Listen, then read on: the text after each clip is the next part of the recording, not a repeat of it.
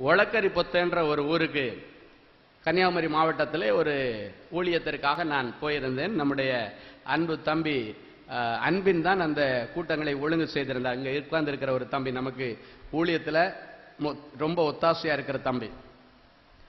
அந்த கடைசி நாள் கூட்டத்திலே நாகர்கோயில் டவுன்ல இருந்து ஒளக்கரி பொத்தன்ற ஊர் ரொம்ப தள்ளி, கிட்டத்தட்ட மார்த்தாண்டம் பக்கத்தில் ஒரு குடும்பம் வந்திருந்தது.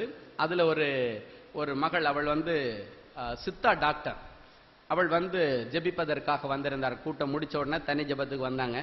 அந்த அம்மா சொன்னாங்க, ஐயா இந்த சித்தாவுக்கு இப்ப எல்லாம் மரியாதையே இல்லாம போச்சியா, அன்னைக்கு நல்ல மதிப்பு இருக்குன்னு நினைச்சுதான் நான் இந்த சித்தா டாக்டர் அந்த படிப்பை படித்தேன். ஆனா இன்னைக்கு நான் முடிச்சதுக்கு பிறகு எனக்கு அதுல ஒரு ஸ்கோப் இல்லை, அதுல எனக்கு ஒரு நல்ல அறுவடை இல்லை, அதனால என்னுடைய மனசு ரொம்ப துக்கமா இருக்கிறது என்று சொல்லி அந்த மகள் என்னிடத்தில் அந்த காரியங்களை பகிர்ந்து கொண்டாள். அப்பொழுது ஆண்டவர் சொன்னார், மகளே, அற்பமான ஆரம்பம் தான் சம்பூர்ணமான முடிவை கொண்டு வரும்.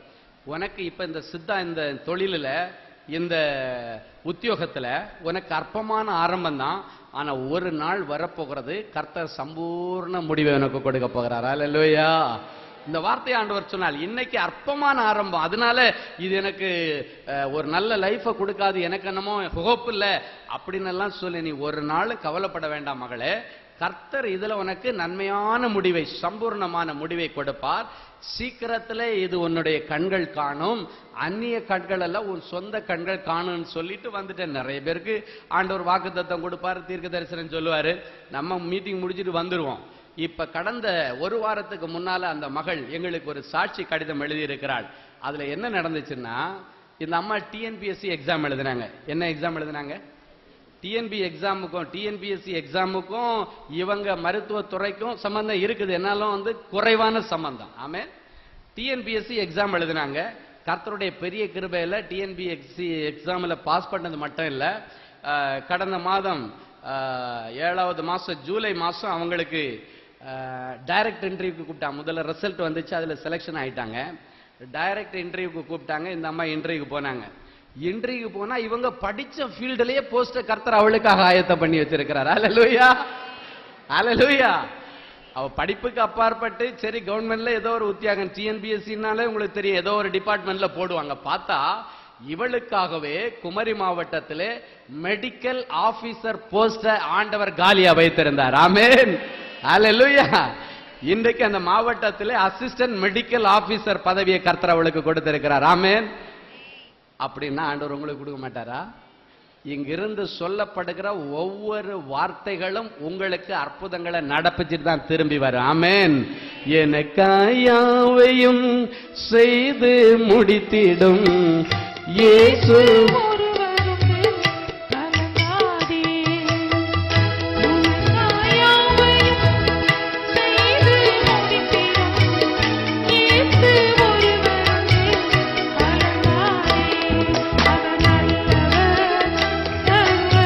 நம்பிக்கையோட பாருங்க.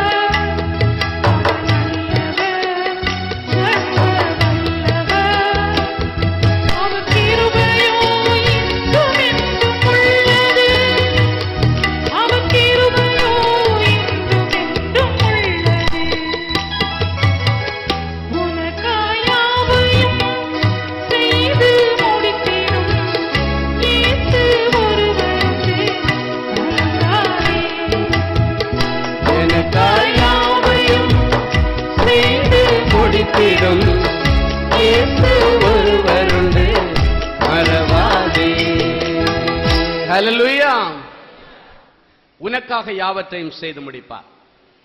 என்னென்ன காரியத்தை செய்து முடிக்க போறார்? ஹல்லேலூயா.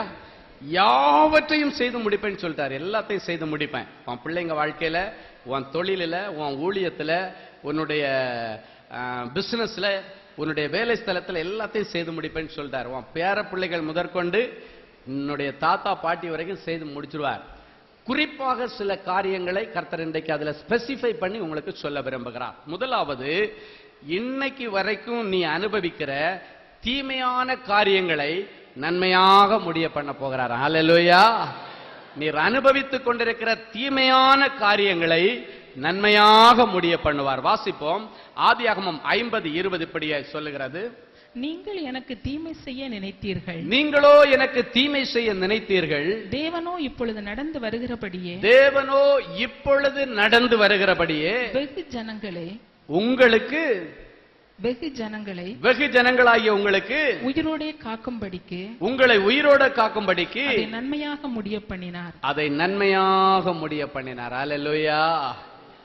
நீங்கள் எனக்கு தீமை செய்ய நினைச்சு சில காரியங்களை செய்தீங்க. ஆனால் என் தேவனோ அந்த தீமையை எனக்கு நன்மையாய் முடிய பண்ணினார் என்று சொல்லி இந்த இடத்துல யோசேப்பு தன்னுடைய சகோதரர்களை பார்த்து சொல்லுகிறான். ஆமென். எல்லாரும் ஒரு நிமிஷம் என்ன பாருங்க. யோசேப்பின் மீது பொறாமை கொண்ட அவனுடைய சொந்த உடன் பிறப்புகள் அவனை கொலை பண்ணிடலான்னு முடிவு பண்ணாங்க. ஏன்னா அவனுடைய குடும்பத்தில் அவனுடைய தகப்பனுக்கு யோசேப்புனா ரொம்ப செல்ல பிள்ளை. மற்றவங்களை காட்டிலும் இவனுக்கு விசேஷித்த பல வர்ண அங்கிகளை எல்லாம் செய்து கொடுத்தாராம். அல்லேலூயா. இன்னைக்கு ஆண்டவர் உங்களுக்கு ஒரு நல்ல ஆலோசனை சொல்ல விரும்புறாரு. வீட்டுல 5 பிள்ளைங்க இருந்தா 5 பேரையும் ஒன்னா பாருங்க. ஆமென். ஆமா, ஒரு பிள்ளைகளையும் வித்தியாசமா பார்க்காதீங்க. அது சில நேரங்களிலே குடும்பத்துல சில விபரீதங்களை கொண்டு வந்துவிடும். அன்னைக்கு யோசேப்பினுடைய குடும்பத்தில் அப்படிதான் நடந்துச்சு. அவங்க அப்பா இவன் சின்ன பையன்றதுனால ரொம்ப செல்லம் கொடுத்து வளர்த்தார். ரொம்ப அவன் அன்பா நடத்தி கொண்டிருந்தார். இவனுக்கு மற்றவங்களை காட்டிலும் பல வர்ண அங்கி போடுவாங்களா. அல்லேலூயா. பல வர்ண அங்கி ஆடையை அவனுக்கு தச்சு கொடுப்பார். எங்க வீட்டுல என் மக ஸ்டெஃபி அடிக்கடி சொல்லுவா, என்னையே எங்க அண்ணன் டெரிலையும் டேடி அடிச்சு பெல்ட்ல தொங்க விட்டுருக்கிறாரு. ஆனா இந்த ஜெஃப்ரினை மட்டும் தொடவே மாட்டேன்றானே. இருக்கிறானா எங்க கீழே போயிட்டானா? அவன் சின்ன பிள்ளைனால செல்ல பிள்ளையா வச்சிருக்கிறேன்னு சொல்லிட்டு என் மக அடிக்கடி சொல்லுவேன், என்ன டேடி இவன் வயசுல எங்களை உரிச்சு தொங்க விடல நீங்க, ஆனா இவனை மாத்திரம் பார்த்தா சிரிச்சுக்கிட்டே அப்படி ஓட்டி அவன் சிரிக்க வச்சிருவான். ஏதாவது ஒரு தப்பு பண்ணிட்டான்னு வச்சுங்களேன். அன்னைக்கு நைட்டு நான் வீட்டுக்கு போகும்போது கார் கீழே போய் ஆர்ன் அடிப்பேன். அப்ப கார் பார்க்கிங்க்கு கேட்டை திறந்து விடணும். சரியா? அவர் வந்து ரெடியா நிற்பார், டேடி கார் எடுத்துட்டு வராங்கன்னு. Right right right daddy right டேடின்னுவோம். எல்லாம் பார்க்கிங் எல்லாம் ஒழுங்கா பண்ணி கொடுத்த உடனே ஓடி வந்து ஜம்ப் பண்ணி ஒரு கிஸ் பண்ணுவான். ஹல்லேலூயா. அப்பவே நினைச்சிருக்கேன் ஏதோ பெருசா இன்னைக்கு செய்திருக்கிறான். மேல போய் மேட்டர் வர்றதுக்குள்ள இன்னைக்கு நம்மளை சமாளிக்கிறான். அது மட்டும் இல்ல, அவனுக்கு அப்பதான் பைபிள்ல இல்லாத என்னது டவுட் எல்லாம் வரான். ஆமென். ஆமா, இல்லாத டவுட் எல்லாம் பைபிள்ல டவுட் கேட்டா நமக்கு இருதயத்துல எவ்வளவு சந்தோஷம் இருக்கும். எல்லாம் செய்து முடிப்பான். ஸ்டெபி சொல்லுவா, நீ பிழைக்க தெரிஞ்சவன்டா, எங்களுக்கு அன்னைக்கு இந்த ஐடியா எல்லாம் இல்லாம போச்சு. ஆமென். சரி இருக்கட்டும். எல்லா பிள்ளைகளும் சமமா நீங்க நடத்தணும். அல்லேலூயா அல்லேலூயா.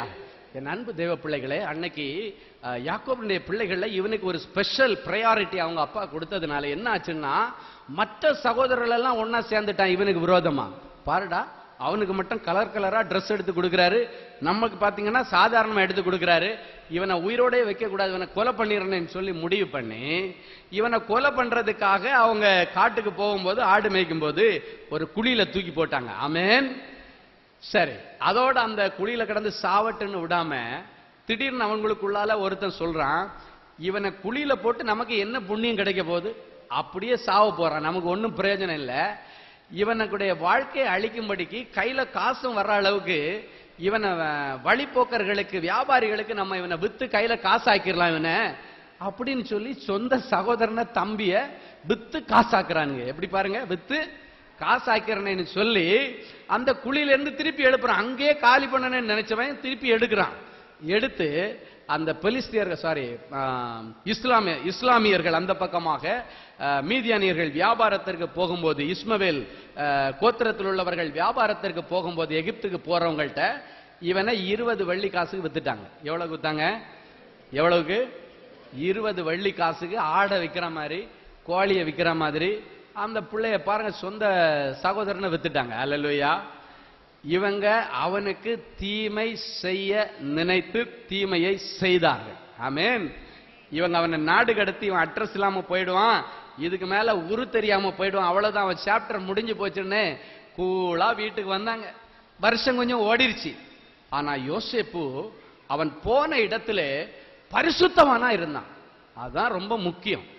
ஆண்டவர் ஒரு மனுஷனுடைய தீமைய நன்மையா முடிய பண்ணனா, இன்றைக்கு நீ அனுபவிக்கிற ஒவ்வொரு தீமைகளையும் ஆண்டவர் நன்மைக்கு ஏதுவாய் செய்து முடிக்கணும்னா ஆண்டவர் இன்றைக்கு உன்னிடத்திலே கிரயமாக பரிசுத்தத்தை எதிர்பார்க்கிறார். அல்லேலூயா.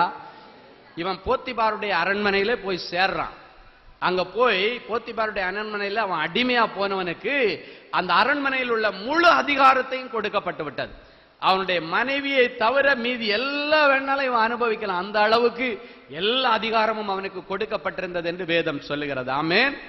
சரி, தீமையான காரியம் நடந்து அவன் அப்பதான் கொஞ்சம் துளிர்த்துட்டு இருக்கிறான், அடிமையா போனா. ஆனாலும் ஆண்டவருடைய கிருபையில அவன் அந்த போத்திபாருடைய வீட்டில் ஒரு நல்ல பொசிஷன்ல வச்சிருந்தாங்க. அந்த நேரம் பார்த்து பிசாசு அவனை வஞ்சிக்கும்படி போத்திபாருடைய மனைவியுடைய இருதயத்திலிருந்து அவனை பாவத்திற்கு வலுக்கட்டாயமாக இழுக்கப்படுகிறான்.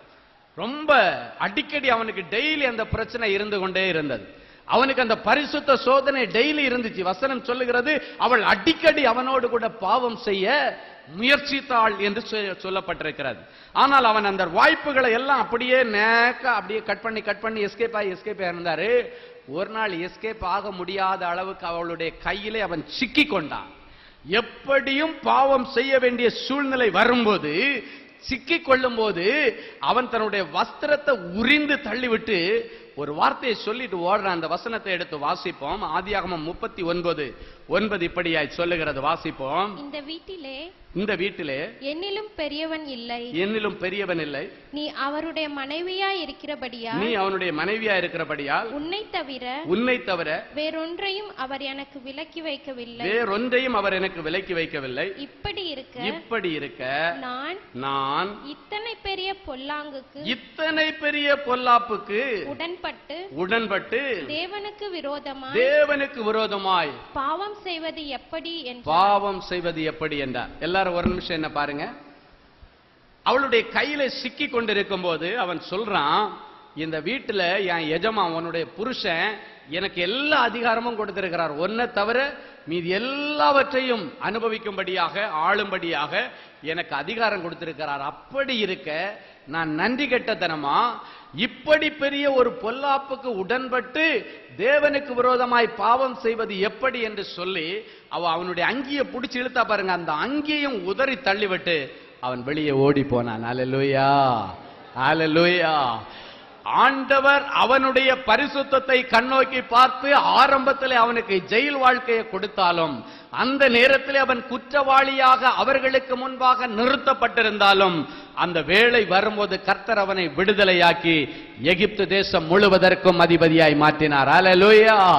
ஆதியாகமம் 41:41 சொல்லுகிறது, பார்வோன் யோசேப்பை நோக்கி எகிப்து தேசம் முழுவதற்கும் முன்னை அதிகாரியாய் மாற்றினேன் என்று சொல்லுகிறான். ஆமென், அல்லேலூயா. இதனுடைய பின்னணி ரகசியம் என்னன்னா, அவன் பாவத்தை விட்டு விலகி ஓடினா, தீமை அவனை விட்டு விலகி ஓடினது. அல்லேலூயா. எல்லாம் சொல்லுங்க, பாவத்தை விட்டு விலகி ஓடினான், தீமை அவனை விட்டு விலகி ஓடினது. இன்றைக்கு ஆண்டவர் உங்கள் ஒவ்வொருவரையும் பார்த்து சொல்லுகிறார், நீ பாவத்தை விட்டு விலகி ஓடினா கடன் உன்னை விட்டு விலகி ஓடிற. ஆமென். நீ பாவத்தை விட்டு விலகி ஓடினா அவமானம் உன்னை விட்டு விலகி ஓடும். நீ பாவத்தை விட்டு விலகி ஓடினாயானால் இவ்வளவு நாளும் நீ அனுபவித்துக் கொண்டிருக்கிற சித்திரவதைகள் உன்னை விட்டு விலகி ஓடும் என்று கர்த்தர் சொல்லுகிறார். அல்லேலூயா, அல்லேலூயா. என் அன்பு தேவ பிள்ளைகளை, இவ்வளவு பெரிய பொல்லாப்பிற்கு உடன்பட்டு நான் எப்படி இவ்வளவு பெரிய புரோகத்தை என் ஆண்டவருக்கு விரோதமாய் செய்வது என்று சொல்லி அவன் விலகி ஓடினான். இன்றைக்கு நீங்கள் எடுக்க வேண்டிய தீர்மானம், முதல் தீர்மானம், ஆண்டவரே இனி பாவத்திற்கு நான் விலகி ஓடுவேன், அசுத்த பேச்சுக்களுக்கு விலகி ஓடுவேன், அசுத்த தொடர்புகளுக்கு விலகி ஓடுவேன், அசுத்த இச்சையின் காரியங்களுக்கு விலகி ஓடுவேன், அசுத்த சேனல்களுக்கு விலகி ஓடுவேன், அசுத்த இன்டர்நெட் சைட்டுகளுக்கு விலகி ஓடுவேன், அசுத்த எஸ்எம்எஸ்க்கு விலகி ஓடுவேன் என்று யார் யார் எப்பொழுது தேவ சமூகத்தில் தீர்மானம் எடுத்து அந்த தீர்மானத்திலே உறுதியா இருக்கிறீர்களோ, கர்த்தர் உங்களை எகிப்து தேசத்திலே எப்படி யோசேப்பை உயர்த்தினாரோ அதே போல உயர்த்துவார். இன்றைக்கு நீ அனுபவிக்கிற ஒவ்வொரு தீமையையும் ஆண்டவர் நன்மையாய முடிய பண்ணுவார். ஆமென். யோசேப்பினுடைய சகோதரர்கள் அவனுக்கு தீமை செய்தார்கள், அந்த தீமையை ஆண்டவர் நன்மையாய் மாற்றினார். காரணம், அதற்கு அவன் செலுத்தின ஒரே கிரயம் பரிசுத்தம். இன்னைக்கு அந்த பரிசுத்தத்தை தான் கர்த்தர் எதிர்பார்க்கிறார். ஆமா, இனிமே போன் வந்த உடனே ஹலோ ஹலோ ஹலோ சிக்னல் கிடைக்கலன்னு சொல்லிட்டு மொட்டை மாடிக்கு ஓடுற வேலையெல்லாம் வச்சுக்காதீங்க. ஆமேன். ஆமா, மேல போயிட்டு நீங்க திரும்பி வரணும், அதை ஞாபகம் வச்சுங்க. ஆமேன். ஆமா, சில குடும்பங்கள்ல பாத்தீங்கன்னா திடீர்னு நைட்டு 11 மணிக்கு 12 மணிக்கெல்லாம் பேய் அப்படியே எழும்பி வரும்.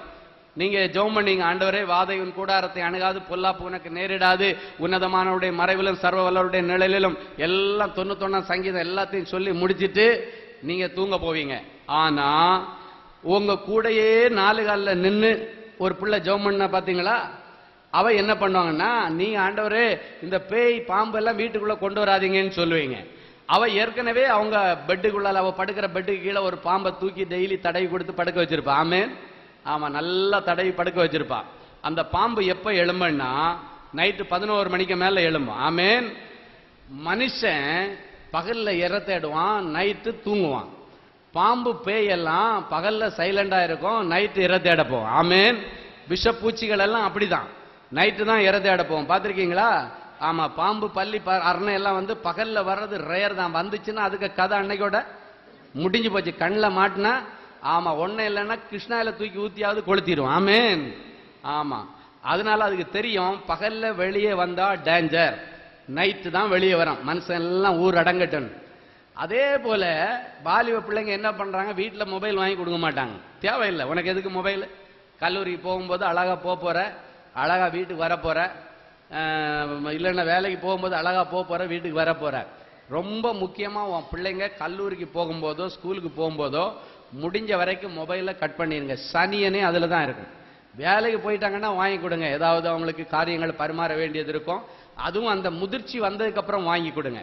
முதிர்ச்சி கரெக்டா இருக்கணும். இல்லைன்னாச்சுன்னா சில பிள்ளைங்க பாத்தீங்கன்னா அந்த மொபைல்ல மெசேஜ் அடிச்சு இந்த விரல் எல்லாம், அந்த குடிகாரங்க விரல் நடுங்க பாத்தீங்களா? அது மாதிரி நடுங்க சிலர். ஆமா, அப்படிப்பட்ட காரியங்களுக்கெல்லாம் முற்றுப்புள்ளி வச்சு அந்த முதிர்ச்சி, இந்த நம்ம கொடுத்திருக்கிற இந்த மொபைலை மிஸ்யூஸ் பண்ணாம என் பிள்ளை பண்ணுவா அப்படின்ற அந்த சூழ்நிலை வரும்போது இந்த பிள்ளைகளுக்கு அந்த பொருளை வாங்கி கொடுங்க. நீங்க வாங்கி கொடுக்காம இருக்கும்போது சில நேரத்துல பிசாசு இன்னொரு பையன் வாங்கி கொடுத்துருமா, அது வீட்டுக்குள்ளால படுத்துக்கிட்டே கிடக்கும். நைட்டு நீங்க எல்லாம் ஜெபம் பண்ணி தூங்க போனோம்னா அது சர்றன்னு அப்படி எழும்பும், படம் ஆடும். காலையில 4-5 மணி வரைக்கும் ஆடும். 5 மணிக்கு தான் மனுஷ சத்தம் கேட்டுறேன்ல, உடனே புசுக்குன்னு உள்ள போயிடும். இப்படிதான் நிறைய வீட்டுல நடந்துட்டு இருக்கு. நிறைய பிள்ளைங்க அப்படிதான் மொபைல் வச்சிருக்கிறீங்க. இன்னைக்கு உங்க மொபைல் எல்லாம் எடுத்துக்கொண்டு குப்பை தொட்டியில போட்டுருங்க. ஆமேன். இல்லைன்னா அந்த சிம் கார்டையாவது உருவி உள்ள போட்டுருங்க. ஆமேன். ஆமா, ஆண்டவர் சொல்றாரு, லைஃப் 1 வருஷம் 2 வருஷம் அல்ல, உன்னுடைய எதிர்காலம் 1 வருஷம் 2 வருஷம் அல்ல. முதிர் வயதிலும் புஷ்டியும் செழுமையுமா உனக்கு நல்ல ஒரு கணவன், நல்ல சில பிள்ளைகளை கொடுத்து உன் கணவனோட கைகோர்த்து நீ கடைசி வரைக்கும் ஆண்டவருடைய சன்னிதானத்தில் போய் ஓடி நிற்க வேண்டியவள். பாதியிலே உன்னுடைய ஓட்டத்தை முடித்து விடாதபடிக்கு ஜாக்கிரதையாயிரு என்று கர்த்தர் சொல்லுகிறார். ஆமென். அல்லேலூயா. ஆமா, நிறைய இடத்துல இருந்து நிறைய போன் கால்ஸ் வரும் பாருங்க. அந்த போன் கால்ஸ்ல நிறைய பிள்ளைங்க எழுதிட்டு சொல்லுவாங்க, வாலிப பிள்ளைங்க தான் அதிகம், நான் தற்கொலை பண்ண போறேன், நான் சாவ போறேன். நேற்றைக்கு பிரேயர்ல உட்கார்ந்து இருக்கிறேன், என்னுடைய ரெகுலர் போன் எல்லாம் டைவர்ட்ல தான் இருக்கும். ஸ்பெஷலா ஒரு முக்கியமான ஒரு பர்சனல் போன் வந்து எமர்ஜென்சி ஏதாவது இன்டிமேட் பண்றதுக்காக வச்சிருப்போம். அந்த நம்பரை யாரு கொடுத்தாங்கன்னு தெரியல. ஒரு வாலிப மகள் களக்காடுல இருந்து போன் பண்றா. போன் பண்ணி, ஐயா பிரைஸ் லார்ட், நான் களக்காடு உங்க மீட்டிங் அட்டன் பண்ணேன், நான் இன்னைக்கு சாவ போறேன், சாவுக்கு முன்னால உங்கள்கிட்ட சொல்லிட்டு சாவலான்னு போன் பண்ண. ஏன்னா அவளுக்கு தெரியும் இந்த பிரதர்கிட்ட போன் பண்ணா ஆண்டவருடைய சமூகத்தில் அழுது ஜெபம் பண்ணுவாரு, நம்முடைய பிரச்சனைக்கு ஒருவேளை முடிவு கிடைச்சா பார்ப்பான், அப்படி இல்லைன்னா இன்னைக்கு மேட்ரை முடிச்சிடலான்னு போன் பண்றா. என்ன மகளே பிரச்சனைன்னா, என்னை ஏமாத்திட்டு போயிட்டாங்க, என்ன கல்யாணம் பண்ணுவேன்னு சொன்னா ஏமாத்திட்டு இன்னொரு பொண்ணை கல்யாணம் பண்ணிட்டான், என்னால் அந்த துக்கத்தை தாங்க முடியல, இதுக்கு மேல நான் உயிரோட இருந்து பிரயோஜனம் இல்லை, அதனால நான் சாவ போறேன். நான் சொன்னேன், இப்பதான் நீ பிரியாணி வாங்கி சாப்பிடணும்னு சொன்னேன். அல்லேலூயா. நீ பாயசம் சாப்பிடக்கூடாது, பாயாசம் சாப்பிடணும். டக்குன்னு ஆண்டவர் தான் சொன்னார் நேற்றுக்கு அந்த மகளுக்கு, பாயசம் சாப்பிடாத, பாயாசம் சாப்பிடு. என்னங்கள் இப்படி சொல்றீங்க? நல்ல வேளை சனியம் ஒளிஞ்சு போச்சுன்னு சொல்லு அப்படின்னு. அல்லேலூயா. ஏன்னா இப்ப ஒரு நிமிஷம் யோசித்து பாரு மகளே, இப்பவே உன்னை அம்போன்னு ஏமாத்திட்டு விட்டுட்டு போயிட்டானே, இவனை நம்பி நீ கழுத்தை நீட்டினதுக்கு அப்புறம் அவன் உன்னை விட்டுட்டு கம்பி நீட்டினான்னா உன் நிலைமை என்ன ஆகும்? ஐயோ நான் நல்ல வேளை எஸ்கேப் ஆன அங்கிள்ன்றான். ஆமென். அதுக்கு அப்புறம் தான் சொல்றா, ஆமா இல்ல இப்பவே பாரு கல்யாணத்துக்கு முன்னாலே நம்மளை விட்டுட்டு கம்பி நீட்டிட்டான். அப்ப இவனை நம்பி கழுத்தை நீட்டி இருந்தா வயத்துல ஒரு குழந்தையும் கொடுத்து நம்மளை அம்போன்னு விட்டுட்டு போனா என்ன பண்ண முடியும்? அவனுடைய சுயரூபம் இப்ப தெரிஞ்சிருச்சு இல்ல. இப்படிப்பட்ட ஒருத்தன் கிடைக்கலன்னு ஏமா நீ சாவ போற? சந்தோஷமா நல்லா ஸ்தோத்திரம் பண்ணி ஆடி பாடி, ஆண்டவரே நல்ல வேளை என் வாழ்க்கை நீங்க காப்பாத்துறீங்கன்னு நல்லா ஸ்தோத்திரம் பண்ணுன்னு சொன்னேன். அல்லேலூயா. இன்னைக்கு இங்க நிறைய பேர் அப்படி உட்கார்ந்து இருக்கிறீங்க. என் கூட சேர்ந்து ஸ்தோத்திரம் பண்ணுங்க பார்க்கலாம். இயேசுவையே துதி செய் நீ மனவே, இயேசுவையே துதி செய், இயேசுவையே துதி செய் நீ மனமே, இயேசுவையே துதி செய், இயேசுவையே துதி செய் நீ மனமே, இயேசுவையே துதி செய், இயேசுவையே துதி செய், இயேசுவையே துதி செய். எண்ணின காரியம் யாவும் முடிக்க, எண்ணின காரியம் யாவும் முடிக்க, விண்ணிலும் மண்ணிலும் வாழ்ந்து துதிக்க, விண்ணிலும் மண்ணிலும் வாழ்ந்து துதிக்க, இயேசுவையே துதி செய் நீ மனமே, இயேசுவையே துதி செய், இயேசுவையே துதி செய் நீ மனமே, இயேசுவையே துதி செய். ஹல்லேலூயா. இன்னைக்கு ஆண்டவரை நல்லா ஸ்தோத்திரம் பண்ண போறீங்க. ஆண்டவரே நல்ல வேளை இவனை நம்பி நான் கழுத்தை நீட்டி இருந்தா என் நிலைமை என்ன ஆயிருக்கும், அதனால என்ன நீங்க காப்பாத்தினதுக்காக ஸ்தோத்திரம். ஒரு நாள் நான் விரும்பினவனை எனக்கு தரலையேன்னு சொல்லி கவலைப்பட்டு அதுக்காக ஜெபம் பண்ணீங்கன்னா உன்னை விட இந்த பூமியில நிர்பாக்கியம் உள்ளவங்க யாரும் இருக்க முடியாது. ஞாபகம் வச்சுங்க. அல்லேலூயா. ஏன்னா ஆண்டவருடைய பிள்ளைகளுக்கு அவர் தீமையை கொடுக்கிறவர் அல்ல, நன்மையையே செய்கிறவர், நன்மை செய்கிறவராய் பூமியில சுற்றி திரிந்தவர். ஒரு பாம்பை காட்டி இதை எனக்கு சாப்பிடத்தான்னா எந்த தகப்பன் தன் பிள்ளைக்கு இது பாம்புன்னு தெரிஞ்சு அதை வெட்டி கறி வச்சு கொடுப்பானா? ஒரு நாளும் கொடுக்க மாட்டான். அப்படி இருக்கும்போது பொல்லாதவர்களாகிய நீங்களே அப்படி செய்யும் போது உங்களுடைய பரமபிதா உங்களுக்கு கொடுப்பது அதிக நிச்சயம் அல்லவா? எதை கொடுப்பது? பரிசுத்த ஆவியை கொடுப்பது, பரிசுத்த அபிஷேகத்தை கொடுப்பது, பரிசுத்த வாழ்க்கையை கொடுப்பது, பரிசுத்த புருஷனை கொடுப்பது, பரிசுத்த மனைவியை கொடுப்பது ஆண்டவருக்கு லேசான காரியம். அல்லேலூயா. ஆண்டவர் உனக்கு கொடுக்கலன்னா ஸ்தோத்திரன்னு சொல்லு. ஏன்னா மனுஷனுடைய இருதயத்தை ஆண்டவர் தான் பார்ப்பார். நீ முகத்தை பார்த்து எடை போடுவ, அவன் உங்கூட நடிக்கிற நடிப்பை பார்த்து நீ எடை போடுவ. ஆனா ஆண்டவரோ அவனுடைய இருதயத்தை பார்க்கிறவர். வாழ்க்கைன்றது நடிப்பு இல்லைங்க. லைஃப்னா லைஃப், அது உண்மை, ஒரிஜினல். அது ஆக்ஷன் கிடையாது, வெறும் நடிப்பு அல்ல. அதனால நடிப்புகளுக்கெல்லாம் இன்னைக்கு நீங்க ஒரு முற்றுப்புள்ளியை போட்டு ஆண்டவருக்கு முன்னால நான் பரிசுத்தமா வாழுவேன்னு நீங்க சொன்னீங்கன்னா நீங்க சந்தித்துக் கொண்டிருக்கிற அந்த தீமைகளை கர்த்தர் இன்றைக்கு நன்மையாய் முடிய பண்ணுவார். ஆமென். வாசிக்கலாம். ஒரு அருமையான ஒரு வசனத்தை இப்பொழுது நாம் வாசிப்போம்.